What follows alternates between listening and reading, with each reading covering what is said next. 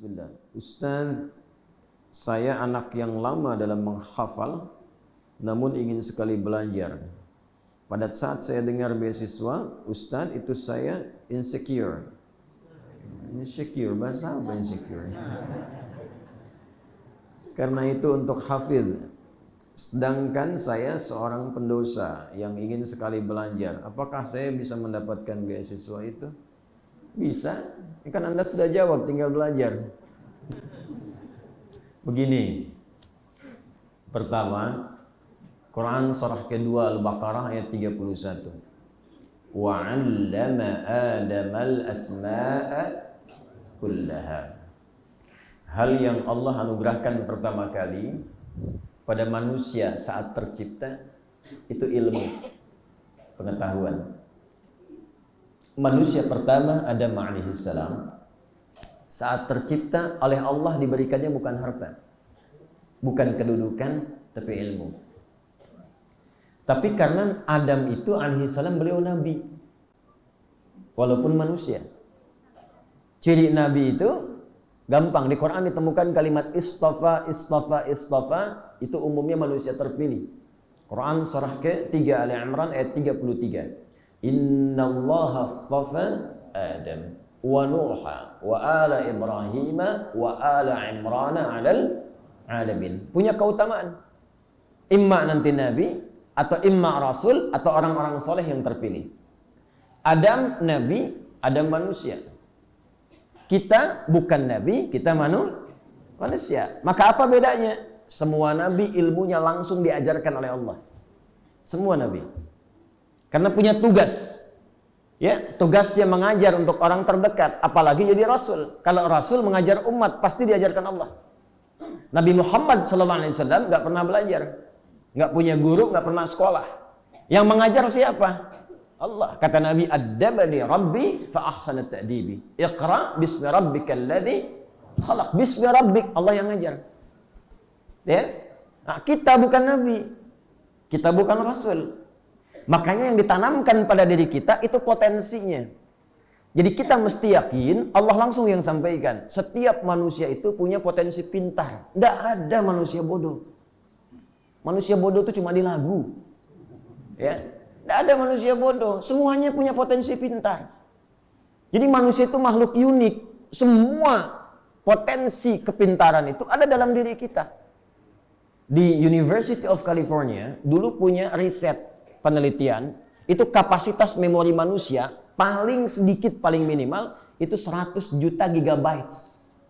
100 juta gigabytes. 1 giga saja itu sudah bisa menampung informasi seluas halaman masjid ini. Dengan masjidnya 1 giga. Nah, ini di kepala kita itu ada 100 juta giga. Memorinya, kalau ibu tidak percaya, bapak tidak percaya, silahkan tuliskan apa saja yang pernah diingat selama hidup sampai sekarang. Ini benda-benda di sini saja kita bisa hafal. Kalau nggak luas kapasitas ingatannya, memorinya nggak mungkin bisa masuk. Kita itu makhluk pintar. Dididik apa saja bisa. Nggak percaya silahkan. Bapak kumpulkan ya dengan orang Afrika, sebulan pulang bisa bahasa Afrika tuh. Anda punya rezeki main ke Cina, misal, sebulan di Cina, balik ke sini bisa bahasa Cina. Anda ke Jepang, sebulan di Jepang balik bisa bahasa Jepang. Ya, jangan kalah sama Beo. Beo dikasih itu Assalamualaikum, Assalamualaikum. 2 hari, Assalamualaikum, Assalamualaikum. Ya. Kita itu potensi lebih daripada itu. Jadi pertama yakinkan dulu pada diri kita bahwa tidak ada manusia bodoh. Semua pintar.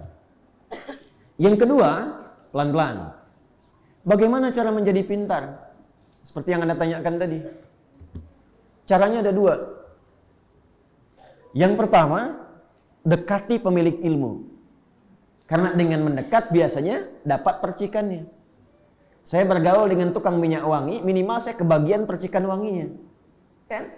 Saya bergaul dengan yang punya ilmu, mendekat pada yang punya ilmu, dapat bagian ilmunya. Siapa yang paling banyak memiliki ilmu? Allah. Karena Allah pemilik semua ilmu. Karena itu disebut Al-Alim. Maka adab yang pertama bagi penuntut ilmu sebelum dia belajar, dekati dulu Allah yang alim. Itulah yang dimaksud Quran surah kedua di akhir ayat 282. Wattaqullaha wa yu'allimukumullah.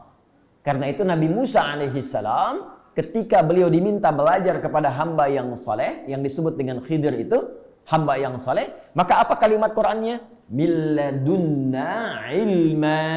Karena dia sering dekat dengan kami, kata Allah, sering mendekat kepada Allah, rajin ibadah, kami berikan tambahan pengetahuan kepadanya.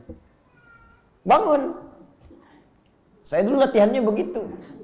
Bangun malam, tahajud, lomba-lomba bangun, subuh jam 4, jam setengah 5, bangun jam 2. Ya, mulai ibadah, salat, zikir, istirahat. Kemudian tingkatkan, mulai puasa sunnah. Nanti pelan-pelan jiwanya terbentuk. Kalau sudah terbentuk, nanti mudah bagi Allah menanamkan pengetahuan pada diri kita. Apa yang terjadi? Ada orang-orang yang saking mudahnya oleh Allah digampangkan memahami sesuatu. Baru dibacakan satu kalimat, sudah paham dia mau kemana. Ya, dibacakan, langsung masuk ke kepalanya tanpa lupa. Itu yang dicontohkan Al-Imam Asy-Syafi'i, Al-Imam Al-Bukhari. Imam Al-Bukhari itu nama aslinya Muhammad. Bapaknya Ismail. Kakeknya Ibrahim, kakek buyutnya Al-Mughirah, yang buyutnya Al-Bardizbah. Tinggal di kecamatan Ju'fah, Kabupaten Bukhara, provinsinya itu sekarang dikenal negaranya dengan Uzbekistan, provinsinya Khorasan. Karena dari Bukhara, bukan dari Arab, beliau kenalkan nama daerahnya untuk menunjukkan bahwa Islam sudah sampai ke tempat saya. Rumusnya tambah al di depan nama daerah, ujungnya tutup dengan i. Saya dari Bukhara. Maka dikenalkan ana al-Bukhari. Syekh Nawawi dari Banten, ana Nawawi al-Bantani. Syekh Ahmad Khatib dari Minangkabau, ana Ahmad Khatib al-Minangkabawi. Syekh Yasin dari Padang, ana Yasin al-Padangi. Imam Al-Bukhari, usia beliau ya lahir 2 tahun, berkembang 2 tahun, ayahnya meninggal. 4 tahun matanya buta permanen. Gak bisa lihat. Apa yang dilakukan ibunya? Kompak dengan wasiat ayahnya. Dekati Allah. Nih ibu ada perannya, Bu. Makanya nanti dari sini ada bab bagi penuntut ilmu untuk minta doa pada ibu, pada ayah kalau masih hidup. Sebelum memulai belajar. Minta doanya. Minta barakahnya. Ya. Maka ibunya tuh rajin mendekat kepada Allah. Punya mihrab. Sajadah khusus untuk memohon. Apa hasilnya? Maka diganti oleh Allah penglihatan yang tak mampu melihat dengan mata itu dengan mata hati yang sangat tajam. Dibacakan sekali langsung hafal. Ya, langsung hafal.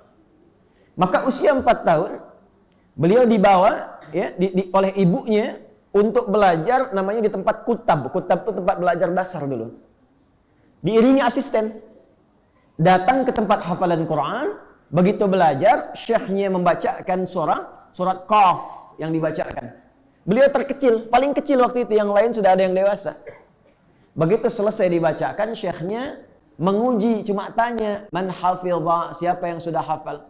Al-Bukhari kecil tanpa melihat itu, mengangkat tangannya mengatakan, hafidhtu syekh min dhahri qalbi. Syekh, saya sudah hafal di dalam kepala saya. Jadi hafalan itu ada 2, ada hafal dalam kepala, ada hafal di luar kepala. Hafal di luar kepala itu belum hafal. Belum masuk. Masukkan dulu baru hafal. Maka syekhnya penasaran, diminta ke depan, diantar, dituntun. Dibacakan Iqra ya bunai. Begitu dibaca, bukan cuma hafal, tapi makhrajnya, sifat hurufnya sempurna.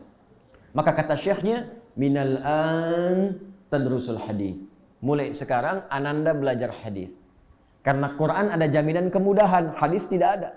Tapi beliau melihat potensinya tinggi, bakatnya alami, dan anugerah Allah tinggi, maka diminta untuk fokus kepada hadis beriringan dengan Quran. Maka pulang ke rumah ketemu ibunya diceritakan, Ummi, kada, kada, wa kada. Bu, tadi saya di kutab begini, begini, begini. Uridul hadis, saya ingin belajar hadis. Kata ibundanya, nah, engkau masih terbatas. Nah ini, terbatas. Khawatir ibu sulit. Belajar dulu Quran, kemudian baru hadis.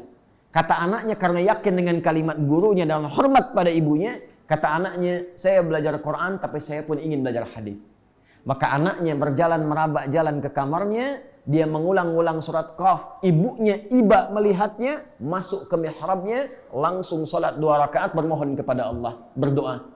Ya Basir, ya Alladhi ala kulli syai'in qadir, a'id basirat tabni. Ya Allah, Engkau yang maha kuasa atas segala hal. Mohon ya Allah kembalikan penglihatan anakku. Untuk memudahkan dia belajar. Al-Bukharinya sedang mengulang surat Qaf sampai di ayat 21 sampai 22. Ayatnya sesuai. Laqad kunta fi ghaflatin min hadza fakashafna anka ghita'aka fabasaruka al-yawma hadid.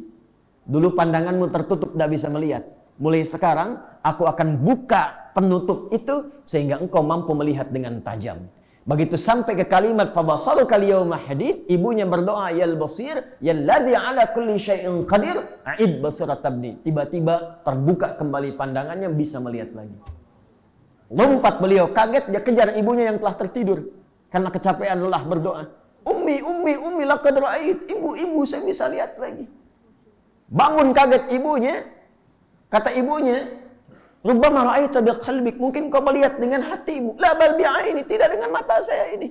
Ibu pakai pakaian begini, di sekitar kita ada benda ini. Dipeluk anaknya erat sekali. Mereka kemudian memohon ampunan kepada Allah, menangis bahagia. Sejak itu belajar hadis. Ini barakah orang tua tinggi, Pak, Bu. Saya tidak pernah saya berangkat atau belajar atau mengajar, saya minta doa pada ibu saya. Nah, jadi yang dilakukan pertama adalah dekati Allah. Dekati Allah. Kedua, minta doa pada orang tua. Yang ketiga, jauhi maksiat. Karena maksiat itu menghambat ilmu. Maksiat menghambat ilmu. Ya, ada Al-Imam Syafi'i satu kali mengadu pada gurunya Imam Waqi tentang kesulitan hafalannya. Padahal sulitnya Imam Syafi'i itu mungkin beda titik, beda koma, gitu kan? Datang ke Imam Waqi, syakautu waqi'an an su'i hifdhi, fanasahani an atrukal ma'asi, faqala al-ilmu nurun, wa nurullahi la yunzalu ilal 'asi. Saya mengadu kepada guruku Imam Waqi tentang buruknya hafalanku. Maka beliau mengatakan kepadaku, nah, ilmu itu adalah cahaya, sedangkan cahaya Allah tidak akan pernah diberikan pada orang yang bermaksiat. Maksudnya nggak tembus. Karena itu jaga pandangan, jaga telinga, jaga hati sampai ke ujung kaki dari perbuatan maksiat. Tingkatkan takwa, nanti lihat apa yang terjadi. Dibuka oleh Allah. Dan semua belajarnya begitu dulu. Dari orang tua perbaiki, anaknya dekati Allah, tingkatkan takwa, jauhi maksiat, baru belajar. Terjadilah percepatan dalam pembelajaran.